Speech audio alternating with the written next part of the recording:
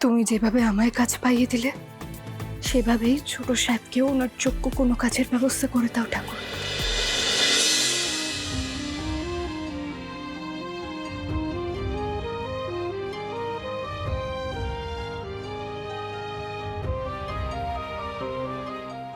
ভীষণ অসহায় লাগছে।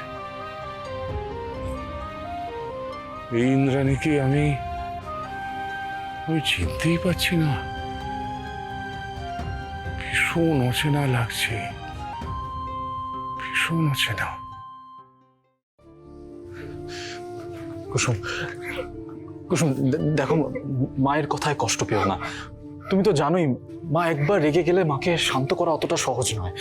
এই মুহূর্তে আমাদের মাকে অনেকটা সময় দিতে হবে কুসুম, আর অনেকটা ধৈর্য ধরতে হবে। আমি তো ধৈর্য রাখতে চেয়েছিলাম ছোট সাহেব, সেই জন্য তো আমি ইচ্ছা থাকলেও দেবী মা বাবা কাউকে ফলো করিনি, তাদের সাথে আমি যোগাযোগ রাখিনি। কিন্তু তুমি কেন যেতে গেলে ঠাম্মা? তোমার কি দরকার ছিল ওই বাড়িতে যাওয়ার? কেন এটা করলে তুমি? আজ তোমার বোঝানোর জন্য দেবী মারা আমাদের সম্পর্কের মধ্যে আরো দূরত্ব বেড়ে গেল ঠাম্মি। তুমি সবটা জটিল করে দিলে, তুমি সবটা তছনছ করে দিলে। সব তোমার জন্য হয়েছে। কুসুম, কুসুম আমি জানি রে কুসুম, আমি জানি তুই তোর শাশুড়ির নামে কোনো খারাপ কথা শুনতে রাজি নস, কিন্তু বিশ্বাস করে একজনের না দরকার ছিল যে ওনার মুখের সামনে আয়নাটা ধরবে। তাই আমি যেটা করেছি সেটা ঠিক করেছি রে। উনি রাগে জেদে মানে এমন হয়ে আছেন যে চোখে না ঠুলি পড়ে বসে আছেন। তাই সন্তানের হেনস্থাটা না উনি চোখে দেখতে পাচ্ছেন না, কানে তুলো গুজে রেখেছেন, সন্তানের হাহাকার শুনতে পাচ্ছেন। তাই ওনার চেয়ে বয়সে বড় কাউকে দরকার ছিল যে ওর চোখে আঙুল দিয়ে দেখাবে ও শোনাবে, দরকার ছিল। কিন্তু ঠাম্মি, দোষটা তো শুধু দেবী মাকে দেওয়া যায় না, ভুলটা তো আমাদের। কিছুটা মায়ের ভয় আর কিছুটা পরিস্থিতির পরিপ্রেক্ষিতে আমাদের বিয়ের কথাটা আমরা মায়ের কাছে আড়াল করে গিয়েছিলাম ঠাম্মা। আমরা দেবী মায়ের সঙ্গে বিশ্বাসঘাতকতা করেছি, ওনাকে ঠকে আমরা দুজনে বিয়ে করেছি।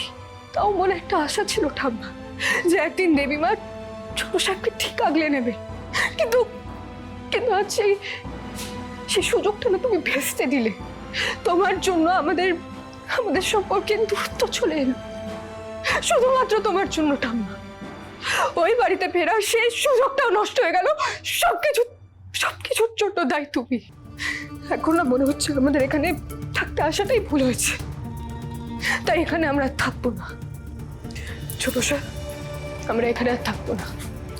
আমরা অন্য কোথাও ঠাঁই খোঁজার ব্যবস্থা করবো। কুসুম বিশ্বাস কর, এই কথাটা এইটাই আমি বলেছিলাম তোর শাশুড়িকে। উনি তো জানলেনই না তার বৌমা কতটা ভালো, তার সম্মান তোর কাছে সবার উপরে, এটা জানলেন না। জানিস তো দিদি ভাই, গুরুজনদের সম্মান করে তাদের সব কথা মানার কোনো মানে হয় না। তাদের মুখের উপর না মাঝে মাঝে সত্যিটা বলে দেওয়া খুব দরকার। জানিস তো, পরিবারকে আগলে রাখার জন্য যেমন অনেক কথা গিলতে হয়, তেমনি মুখের উপর বলেও দিতে হয়। জানো তো না জামাই, তোমার মায়ের না অনেক অনেক গুণ আছে, কিন্তু তেতো সত্যিটা গিলে পরিবারকে ধরে রাখা এই কাজে উনি ব্যর্থ। কিন্তু দিদি ভাই আশা করবো তোর শাশুড়িকে দেখে তুই এইটা শিখবি, এই ভুলটা তুই করবি না। আমার এই বাড়ি ছেড়ে তুই চলে যাবি না। বিশ্বাস কর, আমি যা করেছি তোর আর নাচ জামাইয়ের ভালোর কথা ভেবেই করেছি। যদি কিছু ভুল হয়ে থাকে তাহলে আমাকে ক্ষমা করে দিস, কিন্তু দোহাই এ বাড়ি ছেড়ে চলে যাওয়ার কথা বলিস না। ঠাম্মা, একদম না। আমাদের সামনে একদম হাত জোর করবে না তুমি। তখন রাগের মাথায় তোমাকে ভুলভাল কথা বলে ফেলেছি, তাই আমায় ক্ষমা করে দাও। তবে এই বাড়ি ছেড়ে আমরা কোথাও যাব না, কোথাও না। তবে আজ আমার ছেলে আসছে, আমাকে যেতেই হবে। তোরা এই বাড়িটাকে সামলে রাখিস, নিজের মতো করে থাকিস, কেমন? নাচ জামাই, বলছি বলছি এটা এটা এটা রাখো। এমা না না, এটা আবার কেন? না না না, ঠাম্মা আপনি তো আগে দিলেন আমাকে, একবার দিয়েছেন তো। আবার না হয় দিলাম, রাখো রাখো, এইটুকুই তো সামর্থ্য আমার, রাখো। জানি আজকে আজকে তোমার নেই, কিন্তু একদিন আসবে, একদিন আসবে তোমার কাছে থাকবে। ততদিন এই ঠাম্মার আশীর্বাদ হিসেবে এটাকে খরচ করো। তবে হ্যাঁ, আজ কিন্তু ট্রেনে যেও, কেমন? থাক থাক থাক থাক থাক, সুখী থাকো, এইভাবে এই বাড়িতে বেঁধে বেঁধে থাকো। কাল ছোট সাহেব চাকরিটা পাননি বলে ওনার মনটাই ভেঙে গেছিল। আজও যদি একটা ভালো কাজ না পান তাহলে জানি না কি হয়। মনীষা দি, দেখে চলো, তুমি তো এক্ষুনি পড়ে যেতে। না না, আমি ঠিক আছি। আসলে এত তাড়াহুড়ো করতে গিয়ে না সব গন্ডগোল করে ফেলছি আমি। মনীষা দি, এত তাড়াহুড়ো করে কোথায় যাচ্ছ? আসলে আমি একটা ছোট ক্যাটারিং কোম্পানির সঙ্গে কাজ করি। একটা বড় বাড়ির থেকে খাবার বানানোর অর্ডার পাওয়া গেছে, ভালো টাকা পাওয়া যাবে। সেই বাড়ির মালকিন আমাদের নানান অনুষ্ঠানে নিয়মিত ডাকেন। উনি এমনিতে বাইরে থাকেন, কিন্তু যখন এই দেশে আসেন তখন প্রচুর অতিথি বাড়িতে ডাকেন, আর খাবারটা আমাদেরকে দিয়েই বানান। কিন্তু আমাদের মেইন রাঁধুনি সে অসুস্থ হয়ে গেছে, তাই 2-3 ঘন্টার মধ্যে সবটা শেষ করতে হবে। কি করব কিছুই বুঝতে পারছি না আমি। মনীষা দি, আমার বাবা আর দেবীমা বলতেন যে আমার দুটো হাতে না জাদু আছে, স্বয়ং অন্নপূর্ণার পাশ। তাই তুমি চাইলে আমি তোমাদের দলের সঙ্গে গিয়ে রান্না করতে পারি, এতে তোমার সাহায্য হয়ে যাবে আর আমি কটা টাকাও হাতে পেয়ে যাব। হ্যাঁ, ঠাম্মাও তো তোমার রান্নার প্রশংসা করে খুব।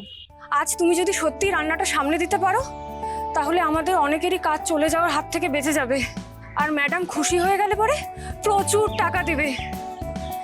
তুমি পারবে তো সামলাতে? ঠিক পারবো।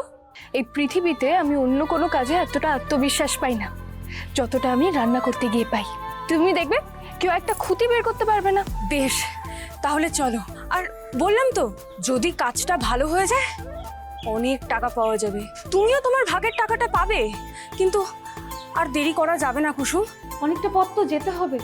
এখনই বেরোতে হবে, তাড়াতাড়ি চলো। হ্যাঁ, তুমি যাও, আমি এক্ষুনি বালতি রেখে আসছি। আমি ওদিকে একবার ফোন করে বলে দিই ভালো একটা রাঁধুনি পেয়ে গেছি। হ্যালো, তুমি যেভাবে আমায় কাজ পাইয়ে দিলে সেভাবেই ছোট সাহেবকেও ওনার যোগ্য কোনো কাজের ব্যবস্থা করে দাও ঠাকুর, তাহলে আমাদের আর কোনো চিন্তা থাকবে না।